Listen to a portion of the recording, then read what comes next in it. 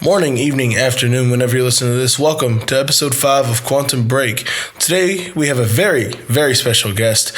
You'll hear from him in a moment. His name is Marty Kelly III. Sit back, put me in the background while you're doing some dishes, and I'll see you in a bit.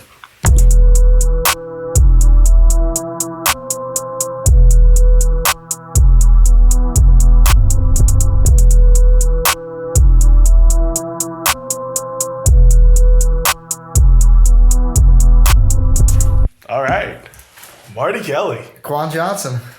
This is a long time coming for me. Okay, I have to be so honest. When I started this podcast, I was talking to Billy and them, and I'm like, "Yo, I got one dream guest. It's Marty Kelly." Come on. Oh, thanks for having me, man. I appreciate it. No, I appreciate it. You know, we're here. We're not in our normal spot. We're remote. We're not. We are very remote. We got mobile with it. Some would say. Yeah. Call a little motion to the show. Listen, we're at the Sagamore in New York right now. So this is the first ever on the road Quantum Break show. Nice. This is great. You're making history here. I like this. Making history. And, I know I've said your name already, but please introduce yourself to the people. My name's Marty Kelly. I'm the graduate assistant for student activities at Vermont State University's Castleton campus. So I've been in this role since about the tail end of the fall semester of 2023. So spring semester of 24 is my first full semester, and this is curtains for me at the end of this spring semester in this role. That does make us very sad. Sadder than I think you understand, because you are a very pivotal part of what we do. But just for the record, what was your major, and why did you choose that major? Yeah, so I was, actually when I was a freshman in college, I went to the University of Northwestern Ohio for automotive and high-performance motorsports, and I was only out there for about a year. Came back and was going to Hudson Valley Community College for automotive management. I got my associates in that and wrapped that up during COVID. I was 21 years old and didn't really have anything going on and didn't really know what I was going to do. I was pretty confident that I wasn't going to go be an adequate mechanic anywhere. So I gave up on that and decided to finish up my bachelor's at Castleton, and then that was in media and communications. So you said there just now that you had left and you had came back. What changed in that point of your life that you felt like you needed to come back? I just didn't feel like I was ready to go do anything. And I had never taken communications seriously. I mean, when I was in high school, when I was like 16, I was working as a pit reporter and a track announcer at Lebanon Valley Speedway down in the Albany, New York area. And I probably should have leaned into that a little bit more at an earlier age than what I did. But I wasn't a good writer in high school. There weren't any other communications type skills that I had. I wrote for the school paper when I was a senior in high school. We had a sports journalism class and this little 4-page school paper that one of the English teachers, Mr. Upright, helped us out with. And but when I got to Hudson Valley, I got a little bit better at writing. I had to take some gen ed type stuff, Comp 1 and Comp 2, and to get my associates. And so through there, I got a little bit better at writing and started to like it a little bit more, and was another couple years into being on the mic at Lebanon Valley. And Dad had been a communications major when he was in college, so that was kind of just what I went after. It was all about as aimless as it sounds, to be honest with you. So, not to discredit you or anything, but would you say it was like a shot in the dark sort of thing? Yeah, pretty much. I just didn't feel like I was ready to go. Like I said, I definitely wasn't going to go be a mechanic anywhere, because I wasn't that good at it. So that was kind of out of the question, and and I figured I'd only been to school for 3 years at that point, so I was like, all right, a couple more. I don't know. It just seemed like the thing to do at the time, I guess, was to go get the full bachelor's, finish that up. Fair enough.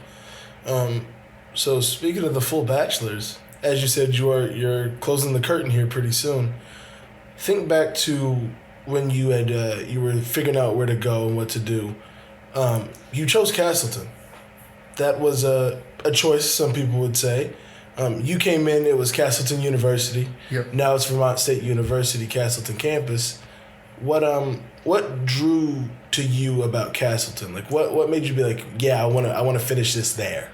Yeah, I remember talking to Mike Warren, who's the voice of the Super Dirt Car Big Block Modified series, and him and I had worked together briefly because he was at Lebanon Valley for a while when I was just coming in, and I had kind of talked to him about where he thought I should consider going to school for communications, and I think he had pitched the New School of Media and Communications, which was down in the Albany area. I have no idea if that still exists or not. And his other recommendation was SUNY Oswego. And I did not feel like leaving or going that far away. I never looked seriously at the new school down in Albany for whatever reason. I'd thought about going to Linden because Linden, it looked like, was still doing stuff with the TV station up there at the time. So that was kind of what I wanted to get into, was a little bit more the TV side of things. And I think I was just tossing some of these ideas around with Dad, and he was like, why don't you just go to Castleton? And he was like, they're doing TV up there too, and they really weren't and haven't been since. But they have the TV studio there, and I did use that a couple times for some goofy side projects that were fun when I was a senior. But yeah, it was just it was close enough where I could commute. It was about an hour and 15 or 20 minutes from my parents' house. I had family in the area. My grandparents on my dad's side lived like 5 minutes or less from the college when I was a kid. So I'd spent a lot of time in the area, and that's where Dad's from originally. So it just was like, all right, this is going to be, I'll be close to home, and this is where I'll go, and it'll be a cool 2 years with the best and realest college experience that I can get. I worked a lot when I was at Northwestern Ohio, so I didn't get out a ton or do anything really when I was there, and then just commuted when I went to Hudson Valley too. So I didn't meet any friends or like do anything cool there outside of going to class, which I did just enough to get my degree there. But it just was kind of like one of those places where I was like, I'm just gonna go here, and this is what makes sense to do. Nice. To kind of segue off of something I heard while you were talking, this isn't on my list, but it just popped into my head. You talk about your pops, and I can see it in your face when you talk about him. There's a lot of love there, a lot of respect there. So how much has your pops influenced like the path you've taken? Because he seems like, to me, the way you talk about him, it seems like he set a pretty good pathway. Yeah, I think, both my parents for sure did a ton for my sister and I, and still do. But it was kind of interesting because, so like I said, Dad was a media and communications major, and he was a non-trad when he finished up at Castleton. So he would kind of go for a semester, and then he would have to go like work for a semester so that he could make money to pay for his last semester and then register for his next one. So when he finally finished up, he was a non-trad, and he was a little bit older, but he liked the media and communication stuff. He sent a tape down to Motor Racing Network at one point, and gave it a shot to see if he could go down and kind of be the voice of NASCAR on the radio. And that must have been in the early 90s, maybe the late 80s. And then when he was done with college, he ended up just being a Domino's Pizza franchisee because he felt like that was the path that made the most sense financially to support his family, which at the time was new, and him and mom were married in 95, and then my sister was born in 97 and I was born in 99. So it's been cool to have him who, he didn't have a linear path, which I know there's already a lot of pressure, I feel like, on people to, okay, I'm going to go to one 4-year college and I'm going to have one major and that's what I'm going to do for, the next 40 years. So it was good to have an example that was like, no, it doesn't have to look like that and you'll still be okay. And mom went to UVM and then went to Bowling Green for her master's, and she's been a teacher pretty much ever since. So she was a little bit more linear, and a little bit more connected. So there was, good balance there. And, but spent a lot of time with both my parents, and dad and I worked together a lot with the racing stuff. And, I worked for him at Domino's for 5 years, I guess, 4 years before he retired. And, so yeah, we're just super close. Yeah. So we know what Pops did. You said mom went to UVM. What did she get into when she was there? So yeah, so she undergraded in I wouldn't even. I mean, it was probably, she teaches foreign language, which has pretty much always been her thing. So French and Spanish. So I don't know if they had a program that was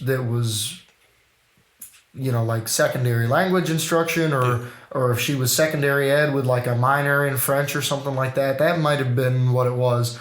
And then went off to Bowling Green and got a master's in education, or something related to, I feel bad, I don't even know what it is exactly, but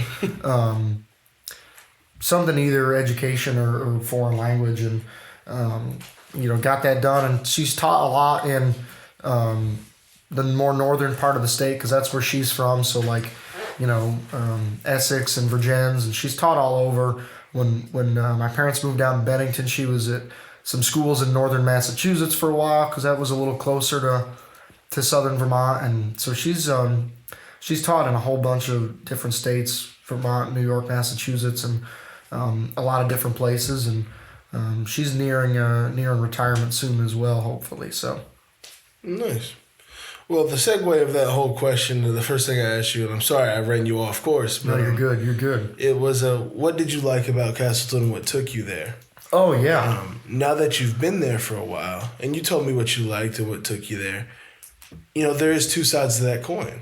It's what don't you like about Castleton, or what was something that maybe when you got there, it wasn't sold to you as much, and that it wasn't in the pitch to like go there, and maybe it just caught you off guard. Man, I don't know. I don't know if there's anything I didn't, or don't like about the place. Mm-hmm. I think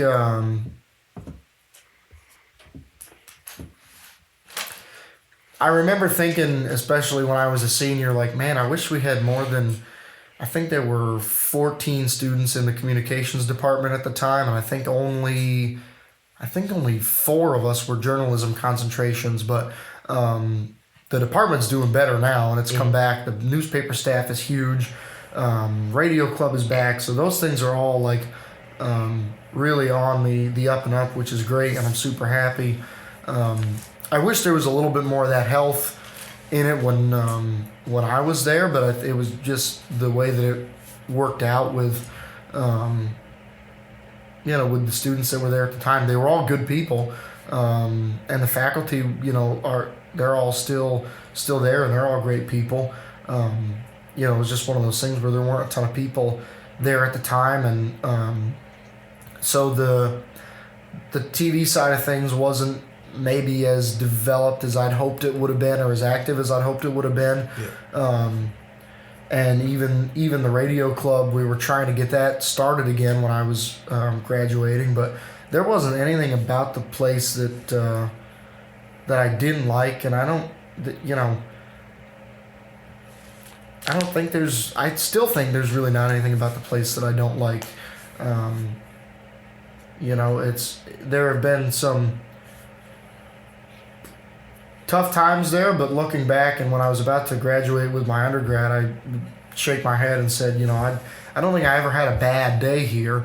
And it's, a couple of years later and a whole other job and degree and situation and a whole other lens of looking at things and a whole other set of responsibilities, and I think I'd say the same thing. So compared to Hudson Valley and compared to Northwestern Ohio, I felt like I fit in better at Castleton, and so I feel like I'm happier there, and I work harder there, and the place and the people that are there have a way of getting the best out of me, it seems like.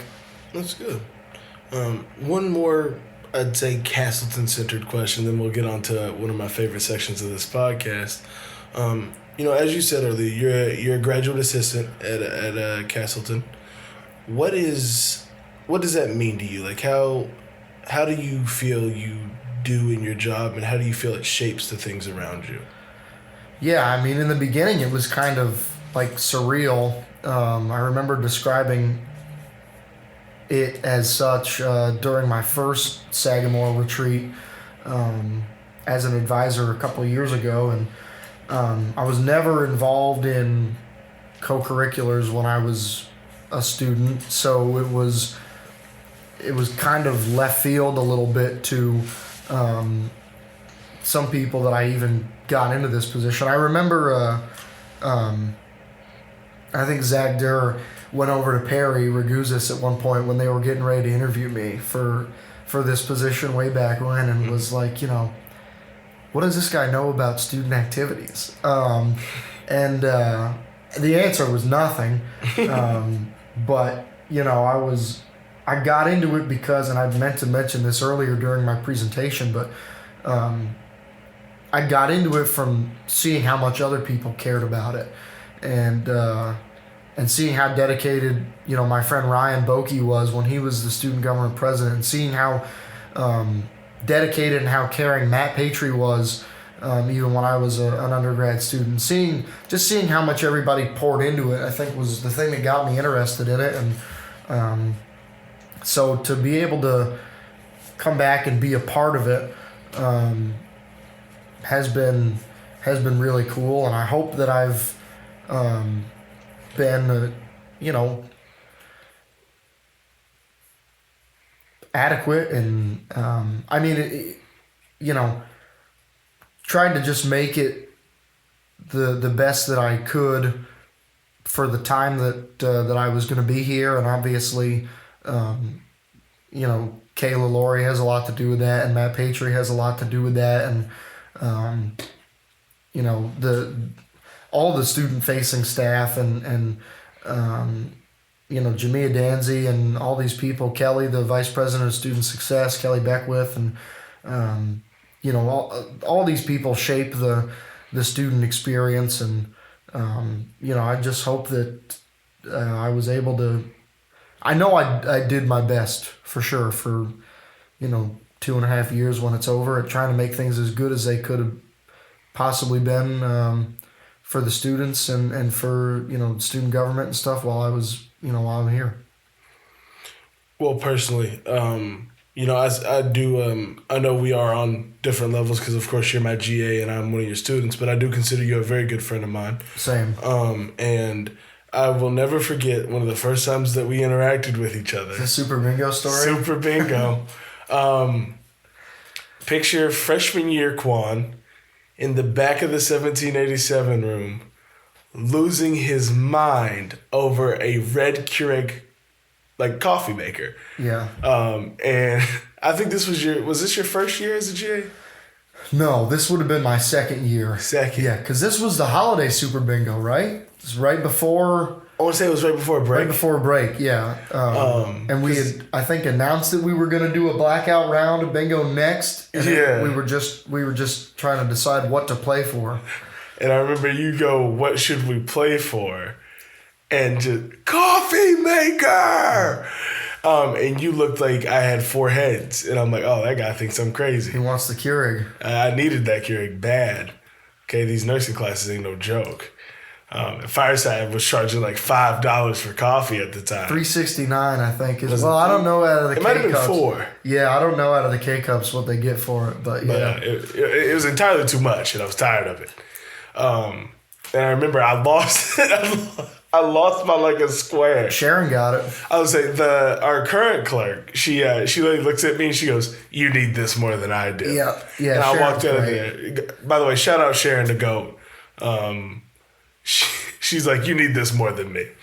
But I remember I joined CAB shortly after, and I'm like, yeah, he probably definitely hates my guts. But as I got to know you, not only as a person, but as a professional as well, I figured out some things about you. Some may even call them special interest. Possibly. Yeah. So anyone that hears the name Marty Kelly, there's most likely one thing that's going to come into the atmosphere. And I'm going to start off with the most obvious. It's got to be racing, right? Yeah, I think most people that know me, probably have some idea that that's kind of what I'm into, or that's what I'm involved with on some level. Yeah. Yeah. So I have a list of questions, but I also want to start off with, how'd you get there? Because it's not every day somebody just wakes up and they're like, let me hop in a car and just start whipping it. Just swerving. Some may even say bending that corner. You know what I'm saying? So, it's really interesting to me that, because, obviously it's something I've always liked.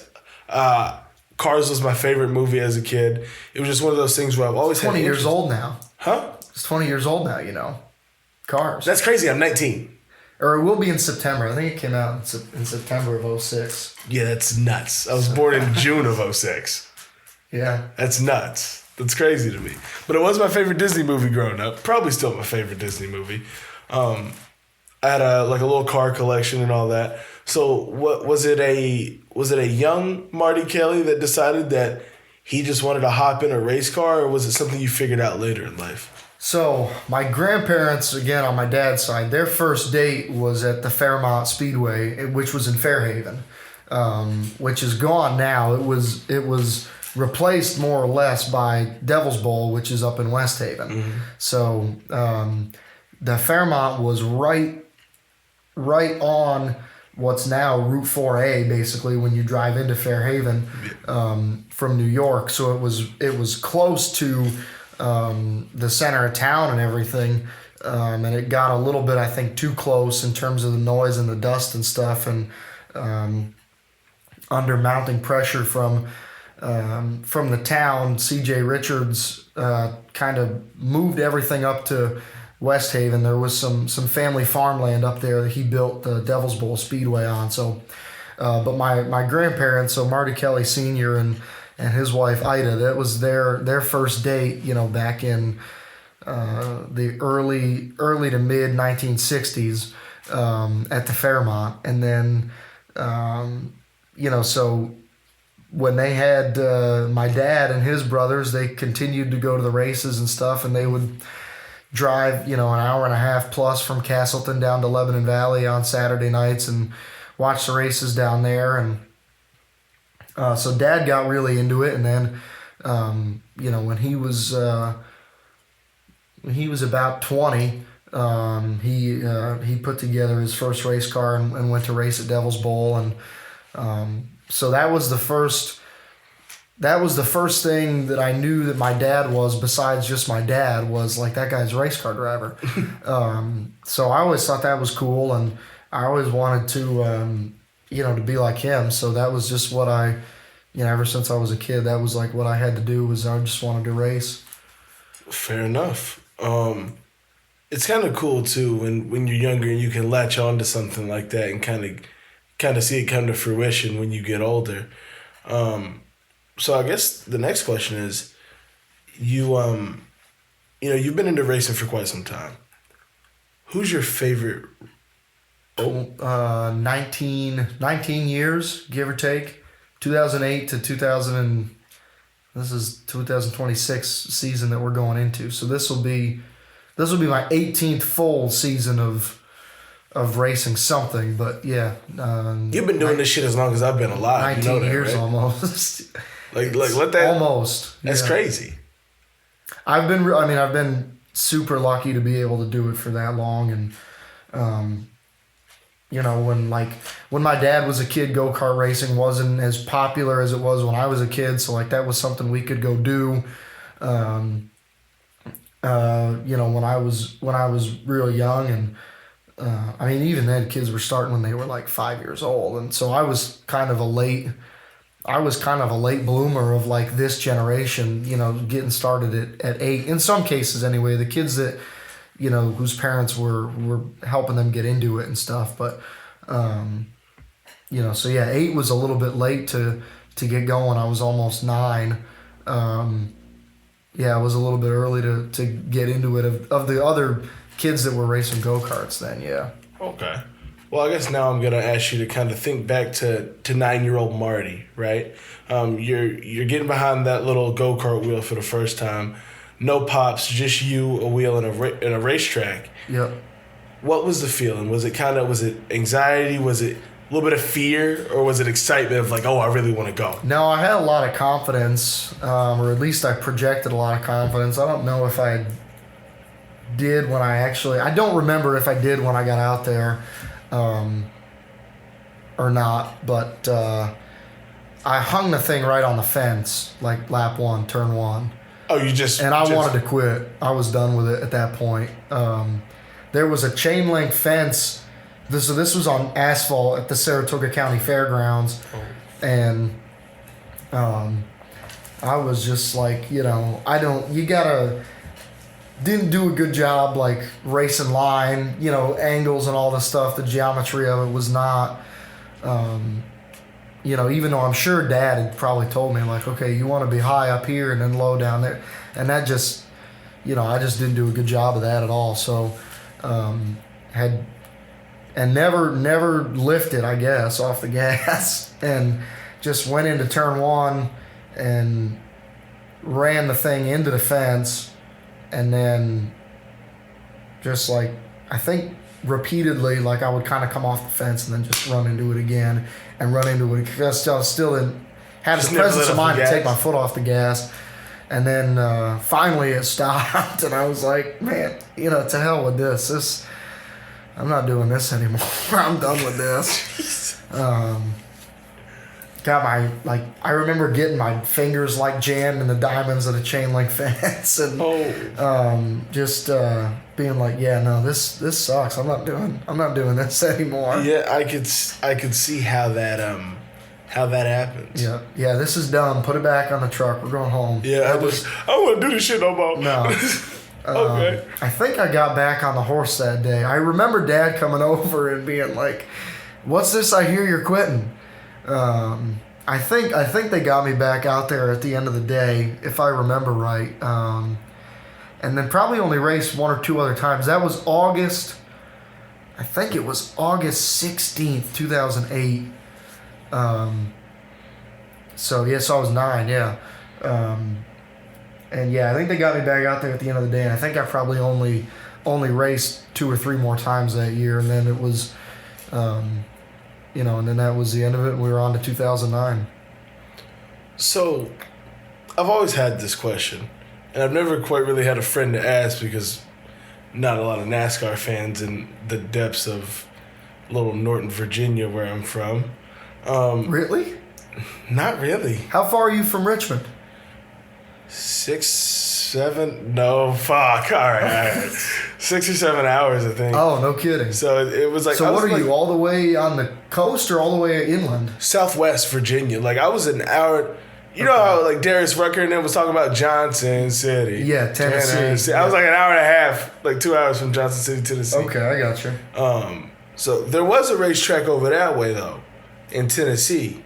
I've been to that one. That was quite a cool experience. Never realized how much of an incline there is on a racetrack. Oh, the banking? Yeah, absolutely. Because to some, not all, but some for sure. Yeah, but to me that shit looked flat.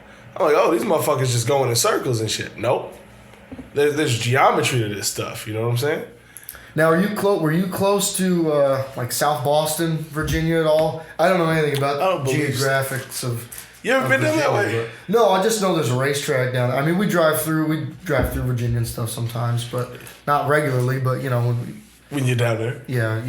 No, I don't think I've ever heard of South Boston, Virginia. But now I know there's a racetrack down there. Anyway, back on your. Yeah, my bad. Not a lot of NASCAR fans in the part of Virginia where you're from. No, so. And then you moved to Barry, which is like probably the NASCAR fan capital of New England. Yeah, absolutely. If not Loudon, New Hampshire, Barry's got to be like right up there. It's got to be up there considering there's a speedway like 2 minutes up the road. Yeah, which is like world famous. That's actually where I saw my first like in-person like race car show. Okay. Yeah. It was crazy loud. Wasn't expected it to be as loud as it was. People get real passionate about them cars. Yes, they do. Let me tell you, hey, gotta love it though. You gotta respect it. Yeah. You gotta respect it. But when so is it like a UFC sort of thing where there's like a training camp and then like you fight and then like there's another like long ass time before you race again? No, I mean it depends, but like we race every weekend. And when we first 2017 was when we first started full size, stock car racing. I put air quotes around stock car, but when we first started going, big car racing. Yeah.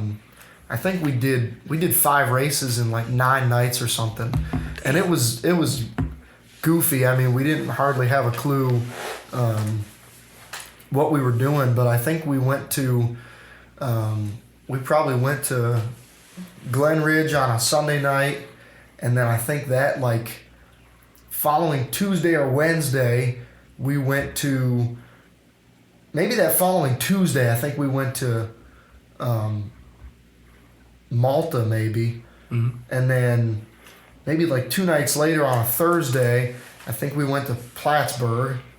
And then we went back to Glen Ridge the next Sunday. And then I think we finished up the next Tuesday at like Weedsport. It was those were the four racetracks. And it was 5 races in like 9 days. And we haven't done anything quite that crazy since then. A couple times we went down to Florida and South Carolina. We did 3 nights in a row in Florida one year, well, plus practice, so 4 nights in a row down there one year. And but yeah, we race every Saturday at Devil's Bowl, basically from the beginning of May. This year it's the end of April, but the beginning of May through middle of September. So yeah, you got 6 days to turn it around and be ready to go again. Fair enough. On a light schedule. With that being said, I don't think it falls into another category, so I'm just gonna ask it here. You said you weren't quite the mechanic, or you didn't feel like you were quite the mechanic, but if you're going every 6 days, that's got to take a toll on the car, no? No, yeah, a little bit. I mean, I think there were certain things that I could do. I feel like I can change parts. Yeah. I don't know if I'm a mechanic, but I think I can be a parts changer. Yeah. I think mostly with like the highway stuff, when I was mostly like when I was going to Hudson Valley and northwestern Ohio, I think it was mostly just the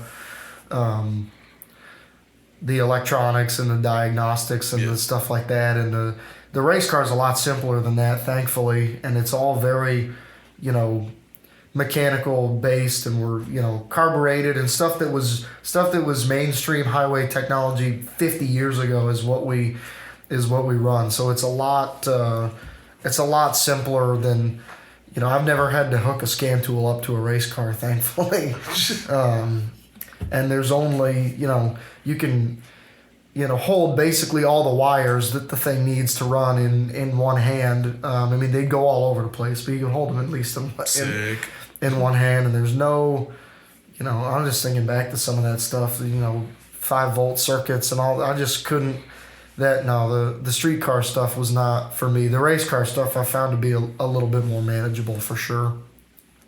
All right, fair enough.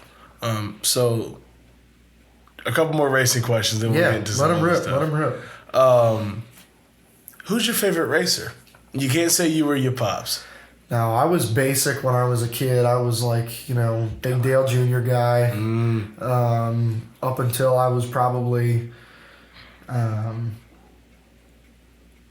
don't know, maybe, probably 10 or 11 years old. And then he was just so slow when he got to Hendrick Motorsports for the first couple of years. Yeah. I was like, to hell with this, man. This is for the birds. And I didn't really root consistently for a Cup driver. I don't think after that. And I didn't watch a ton of Cup racing after that either. I mean, whoever drove the Wood Brothers car usually, because they were. That was a fandom that I kind of inherited from Dad as well. Stewart, Virginia. I don't know how close you are to that, but that's where they're based out of. Okay. Like revolutionized pit stops and everything. They're, pretty much the oldest NASCAR team that's still in operation, which was cool. Brett Hearn on the dirt when I was a kid. Brett won 920 races. Which is a crazy number. So Brett used to win a lot, and I remember rooting for Brett and having some Brett Hearn apparel and stuff when I was a kid. And then he left Lebanon Valley for a time and went back down to run Orange County, which we never went to watch the races there. That was like 2.5, almost 3 hours away. Yeah. So when he left Lebanon Valley, again, I was probably, I don't know, 7 or 8 years old, and I rooted for Andy Bicchetti a lot after that from Sheffield, Massachusetts. And he still wins a ton of races, but he used to drive so flipping hard.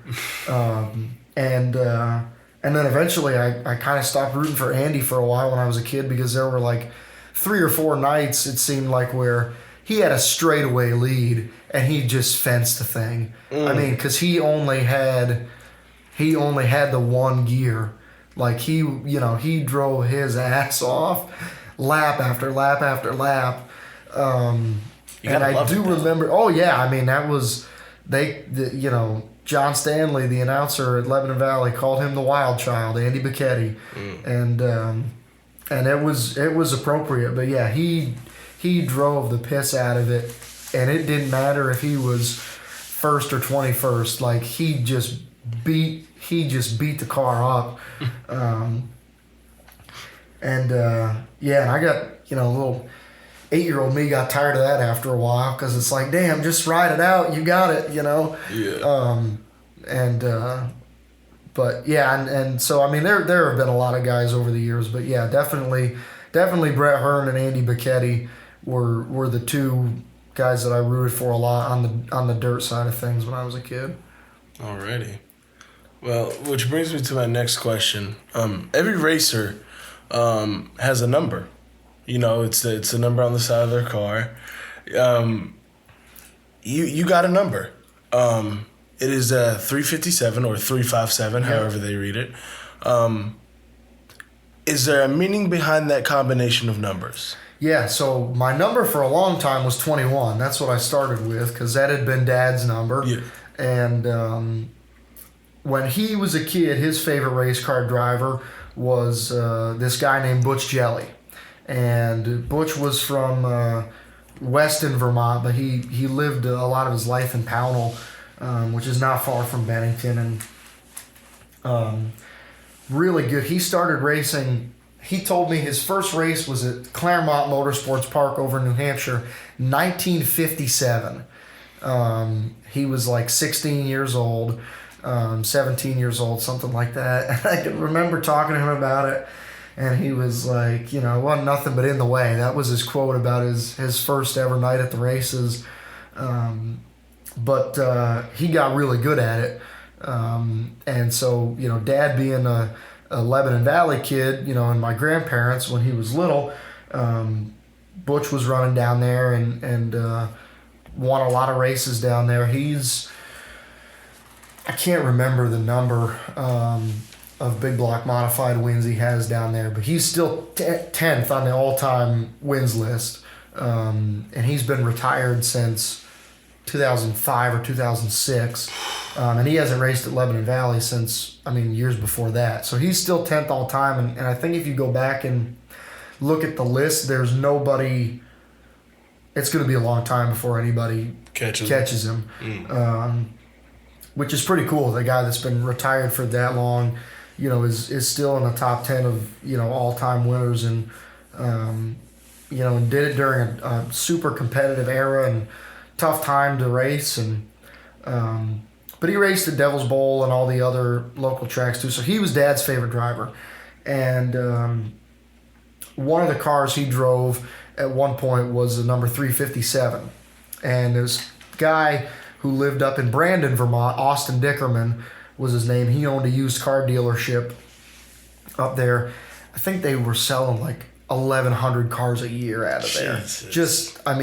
He had the biggest car lot in the state for a while. And he was Butch's car owner for a time in the mid-'70s. So 357 was the number assigned to his dealership by the state of Vermont or whatever. And so Butch drove that number to a big block modified championship at Devil's Bowl in 1975, and got some of his last wins in a car number 357 in the early 2000s. So Butch passed away in the spring of 2020, before the racing season started late that year with COVID, and there were Butch's other really iconic number was X, the letter X. He ran a lot, and that's kind of what he was known for. And there was already a X tribute car that Butch's brother Wayne drove, and then later had Carl Barnes make some starts in it at Lebanon. But anyway, so when we wanted to do something to honor Butch, because he was one of the guys that got Dad into racing, and they became friends too when Dad got older. Butch owned a gas station and a deli, and used to call my dad and ask him about how much sauce and cheese you were supposed to put on a pizza so you could actually make some money on the thing. And Dad helped him out a couple times sponsorship wise, towards the tail end of his career, little stuff. And so we put 357 on the side of the car for 2020, and we had another car that year that was number 28, because that was another number that he had run in his career. He was a hired guy. He didn't spend a lot of years owning his own cars. He'd drive for different people and stuff. And so that's where the 357 comes from. Is it's an ode to Butch Jelly and all the success that he had, and for playing his part in being an inspiration to get Dad into racing. That's real heavy. Do you think that ever does that put pressure on you at all when you get behind the wheel?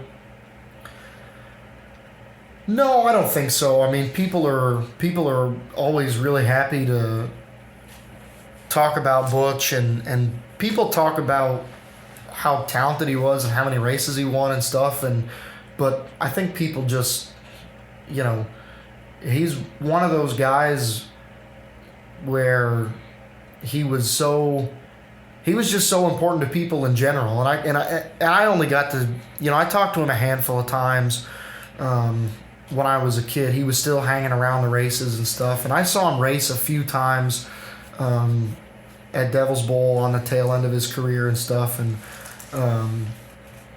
like I said, I was only 8 years old or 9 years old, but I remember, being in the pits at Lebanon one night at the end of the night and talking to him, and he was one of the few people down there that would actually stand there and have a serious conversation with an 8-year-old kid about racing, which I thought was cool. But no, people are always happy to, they come up to us and talk about Butch and tell stories and stuff. But I think it seems to be more people just remember the guy he was and kind of the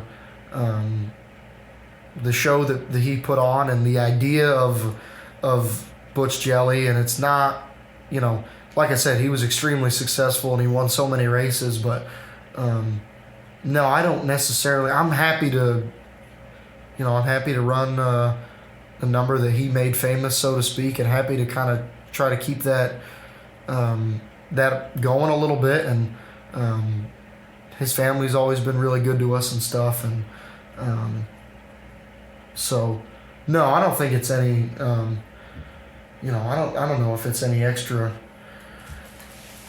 pressure necessarily. Fair enough. Here's our last racing question, and then we get into some of the other stuff I got on the list. What oftentimes when we do something for a long time, the same question comes up, whether it be a job or a sport, or just maybe just a normal thing that you got going on in life. Repetition sometimes kills things. What keeps you doing this, right? Because it's just like, it's not something you have to do. It's something, you wake up every day and you choose to pursue it. What keeps you doing this whole racing thing? Just like to do it. I don't know. I can remember somebody, I think it was my mom, asked Billy Lucier, who's from Fairhaven, and he races. We kind of park next to him. And he won a race at Devil's Bowl in 2022, and we had him on the web show as a guest that week. I co-host the track web show with the track owner, and we had Billy on as a guest the week after he won. And one of the questions that came in on the show was from my mom, and she just asked him, what keeps them coming back every week. They're the kind of people that don't ever miss a week, and they're always at the races, and family's been at the races for generations. And he said it is what we do. Mm-hmm. I don't know. That's kind of it. That's what we do. Fair enough. Is there little part A question? We love a follow-up. Yeah, you're good. Is there a version of Marty Kelly that doesn't race? Like, is there a version of me that doesn't race? Yeah, like maybe when in an alternate universe or something, you're 8 years old and you never hop in that go-kart. Something else. Yeah. Yeah. Do you think that there's was there ever a time where maybe like you just didn't want to race? Other than I'm not talking like a slump, right? Because everyone gets into a slump. Racer slump, football slump, tennis, hockey, golf, whatever you want to call it. Yeah, you ain't kidding. Yeah. But was there ever a point where you're like, man, this shit dumb? But not a slump? But not a slump. I've said that hold on. a million times. Have you, let me rephrase that. Have you ever lost your love for racing? Not for more than a week, 8 hours at a time or something like that, probably. Somewhere I have I don't know if it's still up or if I archived it or what, but I remember making a meme at one point when I was like, for 3, maybe 4 years, we were super fortunate and raced Friday and Saturday night, back to back every week. Bang. 2 cars, 2 tracks, load one up Friday and bring it home and load one up Saturday and go and that was what we did. And I remember making a meme at one point that was like me looking at it was Christian Bale looking up at the Batman suit. And I'd photoshopped my face onto it and like my fire suit and stuff. Yeah. And the caption was like, getting ready to race Saturday after being done with this shit on Friday. So no, not for more than maybe a weekend. But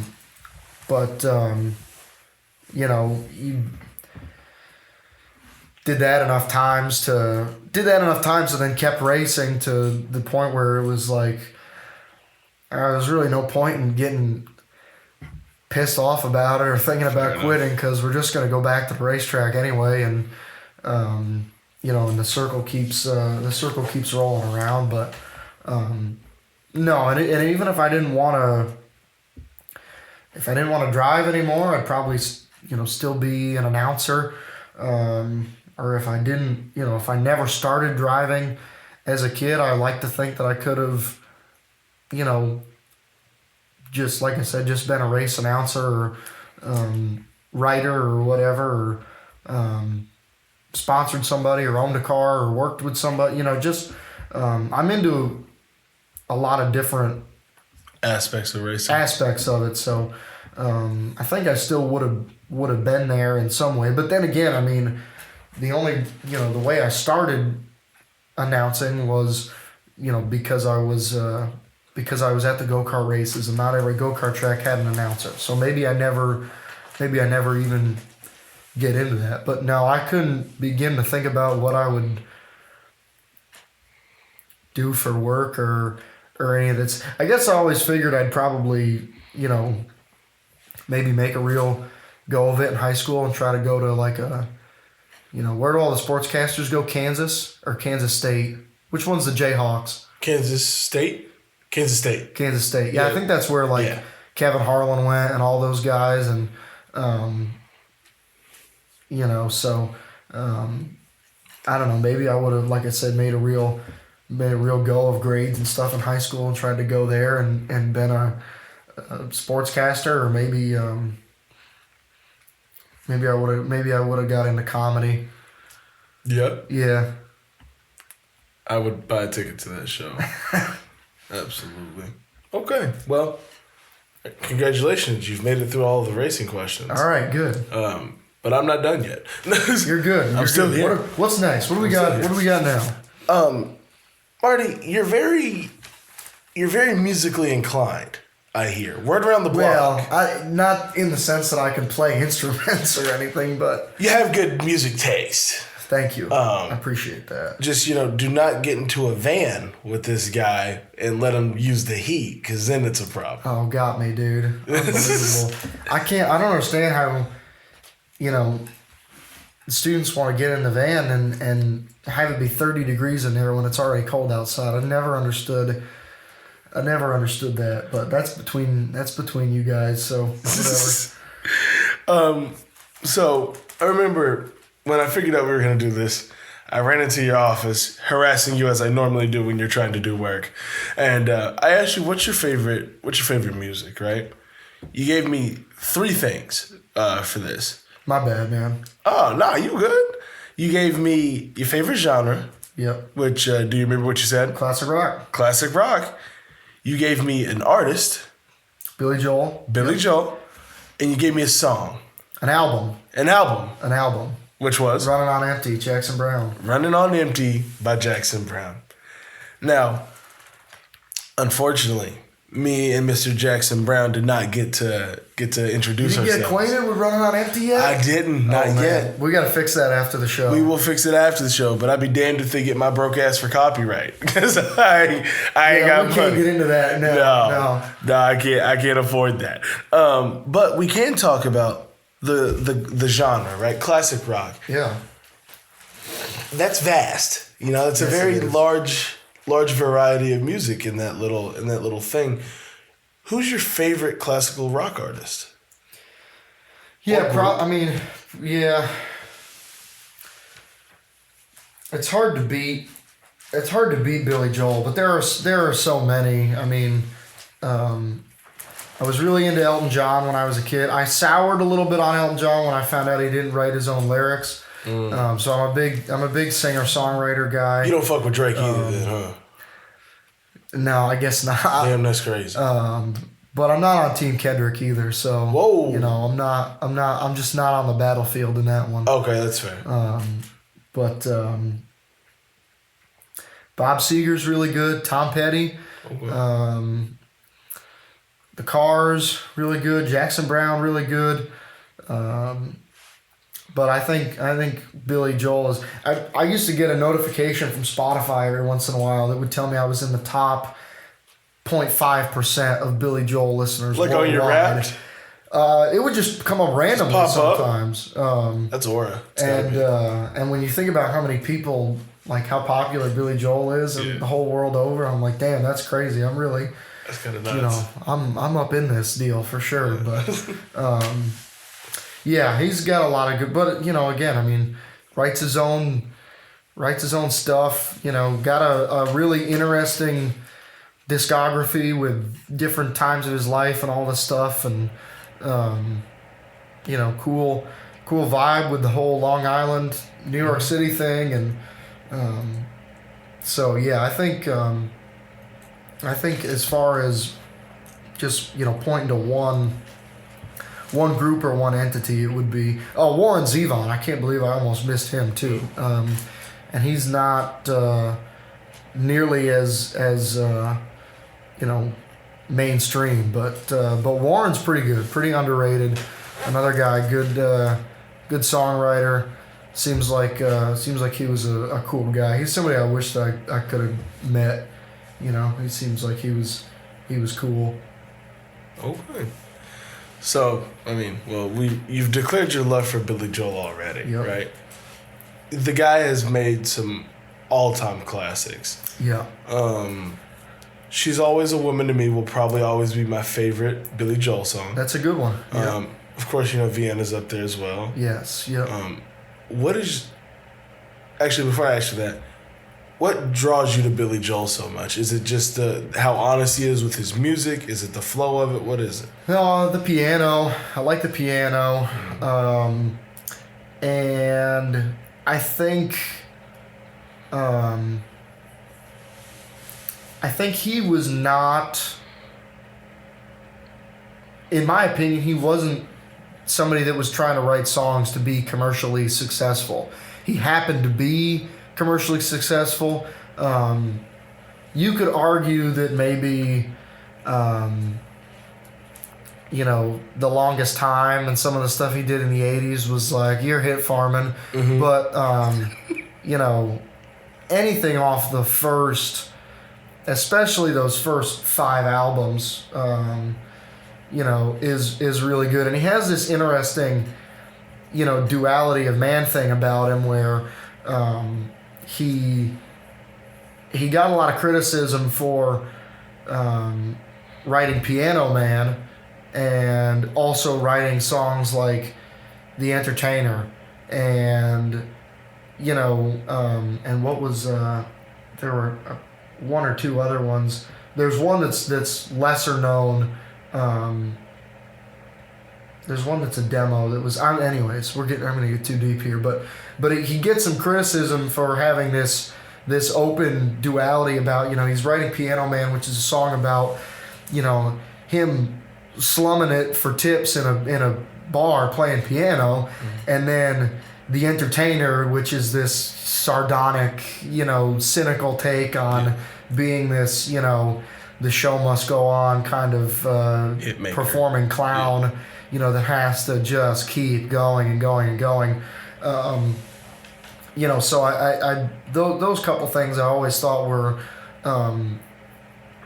were interesting. But yeah, I think that was the main thing for me is listening to most of his music, and whether it's in the actual composition of it or in the lyrics, it's like, this is not, he's not getting up there and going, I love you for 305 and just calling it good. So,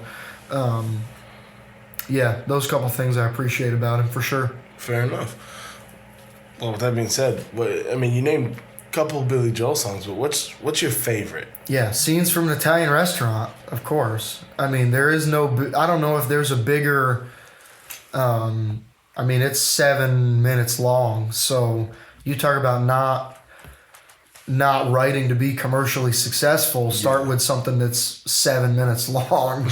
And it doesn't, it's not 4:30 where it lends itself to being cut down for radio either. Like you can't, there's no physical real way to get it down to playtime. So that's my favorite one. Yeah, for sure. And it's kind of, that's probably not eclectic enough for hardcore Billy Joel fans because they're like, that's his masterpiece. Everybody says that one, but that's him at his best, in my opinion. Fair enough. Sell me on "Running on Empty" by Jackson Browne. What's the give me some hype about it. What's the go-tos? Yeah, so I the title track for sure, "Running on Empty." I might have to bring it up here. I feel like now I'm on the spot, but let me see if I can just pull. "Running on Empty," the title track for sure. Which might have been, I'd have to look up the track listing. That might have been recorded at SPAC, like the version that's on the album. What is that? 10 exits from here. I think so. Basically on the Northway, so that's kind of cool, I think. The Road, that's kind of a good one, and that's a little bit of Inception, because it's a song about being on the road and being on tour while the album is being recorded on the road and being on tour. So that's one that I really like. Love Needs a Heart, that's a good one. I don't think there's not a lot of albums where you're like, there's not a bad song on there, but I think that's one of them for me. So yeah, so "Running on Empty," Love Needs a Heart, The Road. Sorry, I feel like a bum now for hyping up this album, and I gotta pull up the track listing. But so I was wrong. "Running on Empty" was recorded at the Meriwether Post Pavilion in Maryland. "Rosie" was recorded at SPAC. Oh, okay. Yeah, those and the Loadout, of course, which is some of his best work. Yeah. All right. I feel like I feel like I need to listen to this now. I don't think there's not a more pure, another one of those cases where you don't feel like, I don't get the sense that he's hit farming. Like the story behind the album is the whole thing was recorded live in the middle of a tour, and the legend kind of goes that he couldn't afford studio time with the quality session musicians that he thought he was going to need to churn out this album. So you go on tour and you get access to some of the better musicians that they can put you out on the road with, so that you can sell tickets and fill shows and promote your albums and further your career and sell records and t-shirts and all the things that you need to do. And he's like, I'm going to take advantage of this time on the road with these great musicians, and we're going to do this album. And if that means recording at this concert in Maryland, or the Garden State Arts Center in New Jersey, or hang on, there's one of these. Yeah, recorded in room 124 at the Holiday Inn in Edwardsville, Illinois. Wow. And that's track 5, which is entitled "Cocaine." So that one's a little risque, but recorded in room 124 at the Edwardsville, Illinois Holiday Inn. There's nothing but time. Recorded on a bus, Continental Silver Eagle bus, somewhere in New Jersey, September 8th, 1977. Somewhere in New Jersey. I mean, it doesn't get any. To me, it's just pure making music. Simply for the love of the game. Just for the love of the game. Which is that's when the best stuff comes out, I think. One of my favorite, not to go back to Billy Joel, but one of my favorite Billy Joel albums was Turnstiles, that came out right before The Stranger. So he's not broken out yet. Yeah. And he's between producers. So he's still with Columbia Records, but he's between producers, and he just produces the album himself.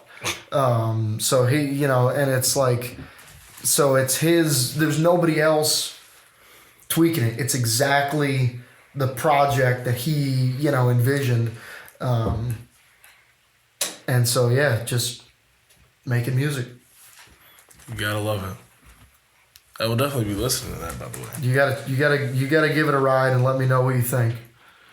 I definitely will. But speaking of rides, man, you got it rough, man. When it comes to football teams, we're turning it around, man. Yeah, we'll get there. But first, it can't be easy being a Giants fan. Whether it be head coaches, quarterbacks, receivers, it's just heartbreak after heartbreak after heartbreak after heartbreak after heartbreak. And then another heartbreak on top of that. Yeah. The last 15 years basically have been really tough. Yeah. I was just getting into football when the Giants won Super Bowl 46. Mm-hmm. So I think the year before that, I think 2010 was the first year that I was really like trying to watch football every Sunday if I could. So I have a pretty nice intro. I mean, the second year I'm watching football, my team wins the Super Bowl. Hey, football rocks. This is pretty sick. cool. This just awesome. And then I think 2013 they start 0-6. 2014 they're junk every year until we get back to 2015 with Ben McAdoo. They're 11-5. They go to the playoffs. The boat picture happens. There's not a healthy soul in the secondary for Green Bay. And I'm like, oh man, Eli and Odell are going to carve up the Green Bay practice squad, secondary in Lambeau, and get blown out like 38-15 or something. And I remember for some reason not being able to get the game in English, and that just added a whole other level to frustration. So they're getting blown out, and it's in Spanish. I'm dialing the SAP button in, and I'm trying to get it back to English, and I can't, for whatever reason, I can't. And I remember Tavares King scored a garbage time touchdown in that game. And the Spanish commentator being like, touchdown, Tavares King, and just being like, this game sucks, dude. Horrible again the next year. Eli gets benched, Ben McAdoo gets fired. Jerry Reese gets fired, the general manager. Dave Gettleman comes in. Saquon gets drafted. Okay, here we go. Yep. Fired up about that. Let it ride. Second overall, yeah, why not, man? I don't care. Not very good still. And Eli looks bad. And the team is bad. And Daniel Jones gets drafted. Eli gets benched after week 2, and then they win that game. Daniel Jones' first start against Tampa Bay, so that was exciting. But that wasn't a Tom Brady Tampa Bay yet, though. No, Jameis. Jameis Winston Tampa Bay. Yeah, that was Jameis, and they only won because wasn't a kick. It was a field goal. The Bucs missed the field goal. Yeah. The Bucs missed what should have been the game winner. I don't remember. Ryan Sukup is the name that comes to mind as the Bucs kicker, but that might be completely wrong. But so it's been tough, and I was a big believer in Daniel Jones the first year, and then the second year I was like, nah, this guy's horrible. You gotta go. And then can you believe he came from Bama? Duke. He went to Duke. It was Mac who came. You're thinking Mac Jones. It was Mac Jones who came from Bama. My fault. Yeah, Daniel Jones was a Duke guy, and I remember a meme coming out that was like somebody on the Knicks at the time, and they were like, we're the ones that are supposed to take a guy from Duke 6th overall. Duke's a basketball school. Not you, the New York Giants, but so then that was tough. I got Duke over Michigan right now in my March Madness bracket. Okay, yeah, Duke almost lost to, what was that, Siena a couple nights ago? I want to talk about that right now. Don't do that. I had a heart attack. I got a perfect bracket right now. Do you really? Yeah. Good for you. Yeah, You got any? I got some fireside points on it. There you go. That's good. Yeah. Me and the boys like to get together and throw some fireside points on it. But it's been tough as a Giants fan, but we're turning it around. They gave Daniel that contract extension, which I didn't think they had a choice, personally. You just want a playoff game on the road. And everybody likes to give the Giants a hard time. They're like, you gave him $160 million. No, they didn't. They gave him $80 million, first of all. He got $40 a year for 2 years, and then he got cut with very little dead money. And Pat Mahomes signed at the same time for like $65 a year. Yeah. So it wasn't that crazy. What were you going to pay the guy? $15 million a year? Like, he wasn't going to sign for. I didn't think they had a choice, but I digress. He's in Indy now, and hopefully he can stay healthy for his sake. But yeah, I mean, I like Jackson Dart. I liked DeVito, not in a serious way, but like he was fun. Oh, you gotta like it though. You gotta like that every time he threw something. It was like the first NFL game I went to. Tommy DeVito beats the Green Bay Packers on Monday Night Football in MetLife. Bang! It was awesome. I was working at OD Auto. It was like my second. I'd skipped like my second SGA meeting on the job to go to it because I had the tickets before I started this job, and I met a guy working as a service writer at OD Auto in Powell, Vermont. You get a proxy? No, I didn't. That's fucked up, man. I'm not gonna lie. I met this guy when I was working as a service writer for OD Auto in Powell, Vermont, which was the job I had before I came here. And the Giants used to train at UAlbany. Yeah. It was where they had training camp for a long time. And this guy was an Albany area guy that had a successful security company. And I don't know if it was a connections deal or if he won the bid or what the deal was, but he was hired to do all the Giants security while they were in training camp for years. So he was like connected, like he knew Chris Mara and he knew people that were high up in the organization. And I was wearing a Giants hat, I think, to work, and he's like, they stink. He was a fan. And he was like, they stink. And DeVito had just had his first or second start and looked bad. It was like hopeless. And he's like, I got season tickets and I don't even go anymore. And he's like, you want to go to a game? And I was like, yeah, you selling tickets? And he's like, yeah. And he sold me the tickets. I got a good deal on them. And I texted Dad and a couple of the guys that used to work for Dad at the Domino's with us. And I was like, you guys want to go to the game? I had a buddy that's a Packers fan and stuff. And so we go down there and sat there and watched the game. And Saquon fumbles. And it leads to a Packers touchdown, and there's a minute 33 left, and Tommy DeVito has to go from, touchback. Well, I think it was still 25 at that point, to at least kick a field goal. And I'm like, he's got to go at least 80 yards. So the game is over. Yeah. and there was these guys sitting behind us, and by the way, Randy Bullock is the kicker. Because Graham Gano is hurt. And Randy hasn't kicked full-time in a couple of years. Yeah. So, I say that like I know him. Randy.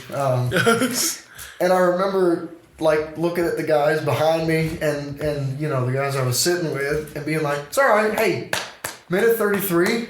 We got this. Let's go. And I didn't believe it at all. No. I was like, no, this game's over. And he gets him down to the 29. Yeah. And Randy lines up for a 46-yarder. Maybe it wasn't 46. It was a 40-something yarder. And he missed one earlier in the game. And MetLife's not easy to kick in, so they say. And my buddy Will, the Packers fan, got his Packers jersey on. We're in the top row. We're liable to get thrown out over the side of the stadium. Yeah. And I remember Dad being like, if he misses this kick, he's talking to Will. He's like, if he misses this kick, you don't put your arms up. You don't say anything. You know, like, we're not about to get beat up. Talking. You know, I'm wearing an Eli jersey, but like, you know, that's not enough to save you guys. No, you know, it's like, I mean, I might be okay, but you know, homeboy better take that jersey off real quick. So, and Randy nails it. So, and that was just crazy. It's like, damn, you know, watching Tommy DeVito beat the pack. That was the Sean Stellato on the sidelines, his agent game, and the kiss with his old man. And the next, he got so big after that, they had the mix up with that pizza place he was supposed to do an appearance at. And then Stellato wanted them to pay more money because he had just won the game on Monday Night Football. So the place said, to hell with you, we're not doing it. DeVito goes there and does it anyway for the original amount price. Yeah. And then his dad, who I guess is like an HVAC guy in New Jersey, New York City area. His pops was the one dressed like the mob, right? No, that was Sean Stellato. That was the agent. Yeah. His dad's like an HVAC guy in the area. And the next week they played the Saints, and I had the game on the radio. His dad's doing commercials for Peerless Boilers. He's like, this is Tom DeVito, and the Peerless Boiler is the best, you know, America's best built boiler that I install. And I was like, this is, you know, this is a whole new level of mania. But yeah, that was funny. First NFL game, man. Tommy DeVito takes down Zach Durr's Packers at MetLife. Gotta love it. Well, I got some giant questions for you here. Yeah, you're good. Can we pause real quick? I gotta run to the bathroom. Yeah, I can pause. That was probably crazy timing. Nah, that's hilarious. Let that out. I don't know what.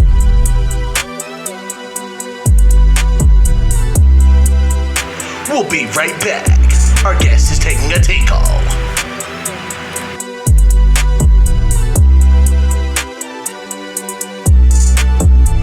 And we're back. I'm definitely editing some music into that little area just because I think it's funny. Quick little commercial break. Little commercial break. It's brought to you by... No, I'm just playing. All right, so every Giants fan has said this statement at least one time in their life, okay? He is a Hall of Famer. Who are we talking about here? Eli. That's crazy you say that, because one of the first things is Eli the better Manning? I mean, no, I don't know if he's obviously, you know, like tail of the tape. He's not better than Peyton. Okay. He's not carried in his second Super Bowl the way Peyton is carried by Von Miller and the Broncos defense. Nothing against Peyton. The AFC was harder for Peyton Manning to get through all those years, like having to go through Tom Brady and then Joe Flacco. People be sleeping on Joe, but don't sleep on Joe Flacco. He could something about Flacco, man. He could spin it. Something about Flacco. So the AFC was tougher for him to actually get to the Super Bowl than the NFC was, I think, for Eli. Not that he had it easy, and it's. I mean, yeah, they had two really good runs. Single postseason passing yards record, that's probably never getting broken. It's Breeze, isn't it? No, it's Eli in the 2011 postseason. Oh, you said postseason. No. Single season. Yeah, no, I don't think he was ever close to that. But by the way, Drew Brees is a top 5 quarterback, and that's just a conversation people aren't ready for. No, I think people are ready for that. I feel like people deny it a lot. I mean, in no particular order. Oh yeah, just Tom give it a Brady, 5. Joe Montana. Mm-hmm. I think if you're going to look at just like the talent and the ability, I think he's annoying Aaron Rodgers. That's not crazy to say that. And it's hard to not want to give it to Drew Brees, and then I'm not ready to. I'm not. I know what you're about to say. This is not NFL Network. I'm not putting Pat Mahomes. I was about to say he wears red and yellow. But you'd probably have to go back and Steve Young's really good. Johnny Unitas was apparently really good. I don't think there's video of that. No, just kidding. There is, but that's way back. That's fair. Yeah, I don't know. I think he's got to be. He's. I think people are ready for that. He's in there. He's right up there. Okay. But yeah, Eli's a Hall of Famer. Okay. He won 2 Super Bowls. He never did lead the league in any statistical category, except for low key maybe. He did have 27 picks one year, at least one year. Low key, I think that Jameis Winston might have beat him for that. He did. Well, Winston had the 30-30 year. Yeah. But I remember one of the Maddens trotting Eli out there on the first drive of the game. I can't remember what year it was. If this was Madden 13 or what, but it'd be like, here's Eli Manning, and it's like 15 touchdowns, 27 picks, and whatever that year was, and I was like, yeah, that's not pretty to look at. Can't do my boy like that. And he's 500 all time as a starter. He's 117 and 117, but yeah, he's a Hall of Famer. Come on, what are we doing here? Fair enough. What are we talking about? Y'all own Tom Brady or what? He does. Yeah. Yeah, he does for sure. Yeah. Because I feel like, Eli Manning owned Tom Brady. Beat him in the regular season in 2011 too, before the Super Bowl. Yeah, so it wasn't a fluke. Fourth quarter comeback and lost by. They played in the last week of the regular season in 2007 too, when they were undefeated, and the Giants had clinched, and people were like, could not believe that Tom Coughlin was going to start everybody against the 15-0 New England Patriots in the last week of the season. Y'all needed that fade. And he was just like, we're here to play football, like last time I checked. So, Eli owns Tom Brady for sure. Absolutely. You just pissed off at least 15 people by saying that. Dude, show me where it's not true. Hey, man. All right. And for the last little Giants little snippet, you all right? Yeah, I'm good. I was gonna cough, but I was like, no, we'll keep it chill. You just Orpharma cough? Just there it is. No, I'm just right, there. We go. Mind. Dart and Scat Pack, you gotta love it. You got these two. I think it was Gruden that said Dart plays quarterback like Evel Knievel. Yes. And somebody said Scat Pack plays running back like a dog with rabies, but he got manners. I don't know how that's possible.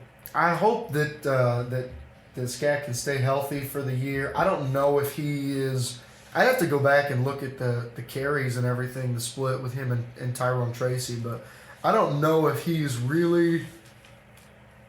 And just because of his running style too, like, is it sustainable for him to be a bell cow, 22 carries a game kind of guy? I don't think so. Not for a full season. I think with the way he punishes his body. Yeah. No. Yeah, I think 13 carries a game is a solid amount for But those him. 13 carries that he gets, You get a lot out of him. he's going to empty the tank. He's not probably going 13 for 81, but I mean, he can throw down. So hopefully Dart can stay healthy too. I think those are kind of the two of the big question marks going into this year. He's got to get, and he did do better at getting out of bounds and stuff later in the year. He's just not that big of a guy. He's not big. He's a little bit slight.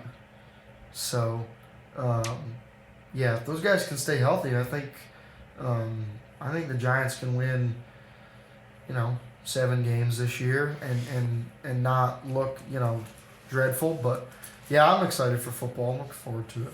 It's good. All right. Well, you've made it through yet another section of Quan Questions. we're getting towards the end here. What do we got next? I do want to let you know you have made a Quantum Break record. Now we are at 83 minutes right now. Really? Well, the one you had with the lost episode was like almost 2 hours, right? Yeah, Duffy. Oh gosh, it hurts my soul. Me and Owen Duffy had an hour and 50-minute conversation. Yeah. But that will never see the light of day because it doesn't exist The lost anymore. episode, man. It'd be like that. It's like that SpongeBob episode, the lost episode. Yeah. Now, these are just my questions for fun. Some of them get serious towards the end, but a couple of them are for fun. All right. The first one, vocal stim of the week. You know, it's something that I ask every single person on this podcast because everybody's different, and I think it's funny. I currently like the hung hung hung. Yep. That's a good one. That's what I got going on right now. Man, what's the vocal stem of the week for me? I think bang on my end gets said a lot. Like, you know. You've definitely been heavy on that this week. The whole bus has. Man.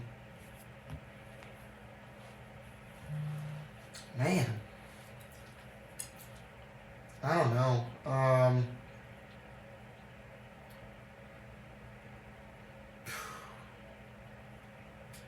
Seems like I was thinking about one yesterday and then just lost it. It'd be like probably, you know what it is I wouldn't have missed it for the world by Ronnie Millsap. Yeah. Yeah, that's what it is. Okay. Yeah, it's an old country song. Okay. Yeah. That's been my vocal stem of the week. Okay, well, your vocal stem of the week cannot be your song of the day either, so you're going to have to figure that out. But what's your song of the day? Maybe it might be something that you've been listening to heavily, or maybe just something that you might have been humming today or something like that. Song of the day. Song of the day. I don't think I had one that I've really been thinking about today. Besides that one, obviously. Besides Roddy Millsap. But, oh my God, I yawned. That's crazy. That is absurd. Grown man yawning, by the way. That's just... my fault, fam. Yeah, it's alright. I'll let it slide. Song of the day. I'm trying to pull up what I've been kind of listening to lately. I think if I had one for the day, it would be what would it be? Probably 11:11 by Water Parks. Okay. Yeah, I listened to that one a couple times today, so that was nice. I've never heard that one. It's not bad. Actually, you know what I don't know if it came on earlier or if it just popped into my head, but Sally, when the wine runs out by Role Model. Okay. Yeah. Sally, when the wine runs out. Sally, okay. That feeling's coming around. Why do I feel like I did hear that today? I think it came on somewhere. I don't know if we were in the restaurant or no, that does sound familiar. It might have been in the Fredericks. Yeah, okay. It might have been in Fredericks. I think it did come on today. All right, not bad. Actually, I lied to you. Song of the day would have to be Dirty Diana by Michael Jackson. I haven't listened to that in a minute. Oh, dude, listen. Diana, whoever you are, leave that boy Michael alone. You wrong for that. You wrong for that heavy. All right, next one. Flavor of the week. It could be whatever sitting in that frumpy, big eye circle water bottle. Whatever's sitting in that. Now you make it sound like there's nefarious liquids. Well, no, I mean like whatever flavor pod you got in there. So that's blue raspberry. You fucks with blue raspberry? I do like the blue raspberry. I had fruit punch in yesterday. Those are my two main ones. Blue raspberry and fruit punch. I don't know. I mean, I like those pancakes today at breakfast were good. Mm-hmm. Yeah. Excuse me, I yawned again. Damn, dude, that's horrible for a podcast. Yeah, I gotta wake up. Hey, lock you in, Brett. And then that cream of broccoli with cheddar soup was pretty good at lunch too. Shit was gas. It was good. Okay. There is currently a slice of Frederick's cheesecake sitting in my fridge in my room. Yep. It's caramel, but I had a chocolate raspberry one at the restaurant. I spent $16 out of my $30 On cheesecake. Dessert. On cheesecake.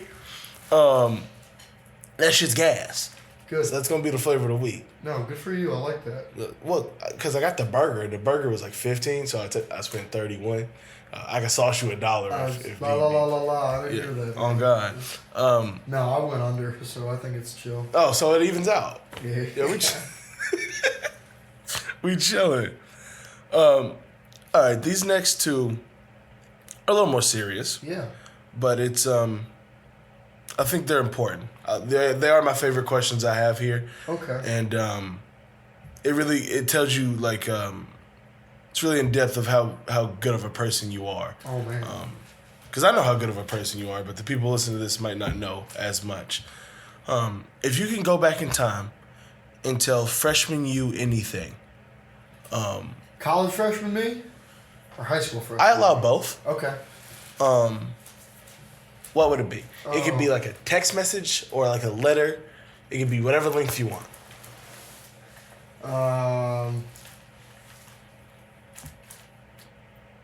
Yeah, it's harder than you think it is. And you're gonna be pretty good with money until you're like 22, and then you're gonna do a really bad job for a few years. And you need to not do that. It's like 22-year-old Martin need to lock in with his cash. Basically, yeah. Yep. That's valid. But I would tell freshmen, I'd be like, look, from 16 to 21, 22, you killed it. So get some for sure. Keep doing that. Yeah. Valid. And just be generally less cynical and friendlier freshman high school me, for sure. Were you a dickhead in high school? Yeah, a little bit. Oh, yeah, word? definitely. Yep. Yeah, I wasn't always... You wasn't always W-Man's Marty? What's that? You wasn't always W-Man's Marty? Not that I was I don't think I was a scoundrel or anything, You just weren't always outgoing? But it just wasn't, I don't really know how to explain it. I was kind of a dick. I feel that. Yeah. I get that. All right. I didn't have learner mindset Look. when it came to other people. That was good, I thought. I'm not saying like that in a... No, I just not like... the fact that I didn't have learner mindset. I'm referencing something that we covered earlier, but I'm like, I didn't mean to sound like, say that, make it sound sarcastic. Like, learner mindset. No, I like how you are able... Your ability to loop things back to a previous topic or something that happened earlier in the day, it's always entertaining to me. Because sometimes it is completely out of left field. Everybody loves a good callback, man. Gotta love it. Gotta love it. Yeah, so I guess this is technically the last question I have for you. After our hour-and-a-half long excursion, it's technically a new day. It's almost 12:30 as we sit here. Yeah. The guy that inspired me to make podcasts, his name's Chris Van Vliet. Big old wrestling guy. He does a lot of that. But at the end of every interview, he always asks every single time, same thing. Marty Kelly, what are 3 things you're grateful for? Oh, well, I have a great family, really supportive group of people. My parents and my sister and, in my immediate family. And outside of that, aunts and uncles and, and all that stuff. And so great. Couldn't ask for a better group of people to be around me and to spend my time with. My girlfriend Emma and her whole family, and how good they've been to me as well, and so that's all kind of one, I think, and I've been lucky to have good people around me, and so I'll always be happy for that, for sure. And friends, same thing, man. Great friends, whether it's guys that I race with and have known for a long time now, like my buddies Kyle and Justin and Tanner and my one buddy Jeff I've known for like 10 or 11 years, and so great friends, and I think it's fitting probably to say the opportunity to work with the students the last 2.5 years at Castleton. That's been I don't necessarily know what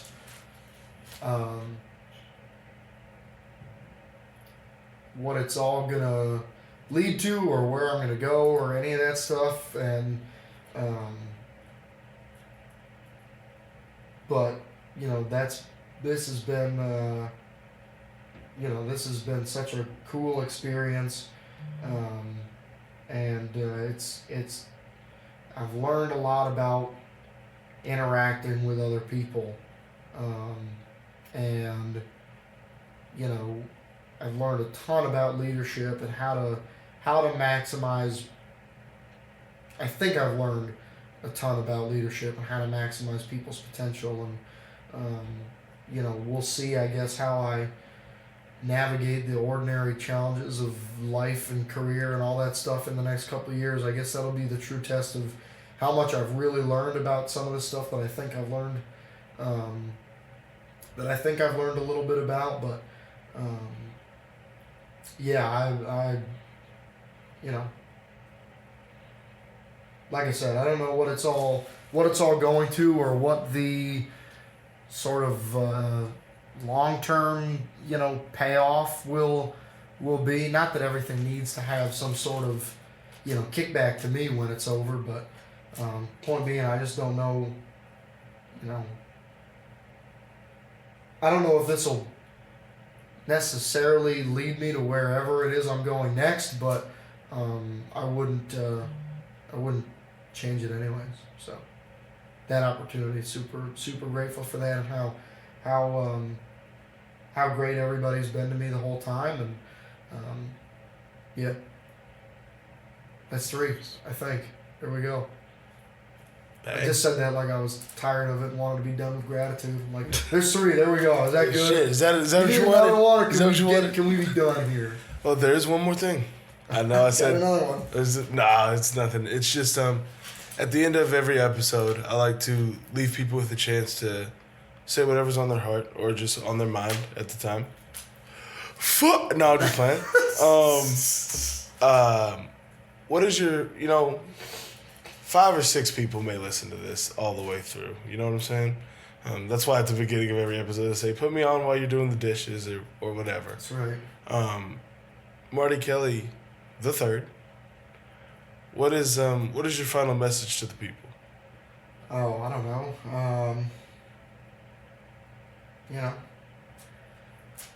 Take it easy. Be good. You heard the man. Marty, it's been a pleasure. Thank you. And everything that we've done. Got a good sound on that handshake. That was a good one. Right that was great. I'm going to make sure I enunciate that when I edit this later. Couldn't have dropped the slate with a better clack than that if we tried. Exactly. Whether it be on, retreats, in the office, during projects, it's been a pleasure to get to know you for the person that you are, and to even work with you in a setting is beyond a pleasure. So on behalf of the entire Castleton SGA and Castleton University, or Vermont State University Castleton, thank you, and it's been a pleasure. Thank you for taking an hour and a half to do a podcast that you did not have to do. I love talking. Oh, I also love talking. This was great. I think we probably would have went 3 hours if we wanted to. Yeah, we could part 2 this out. Honestly, before this is over, a part 2 might come out. Yeah. We'll see how our schedules line up. But until then, stay tuned. Be good. Tell somebody you love them. And I'll see you in the next episode. Bye-bye.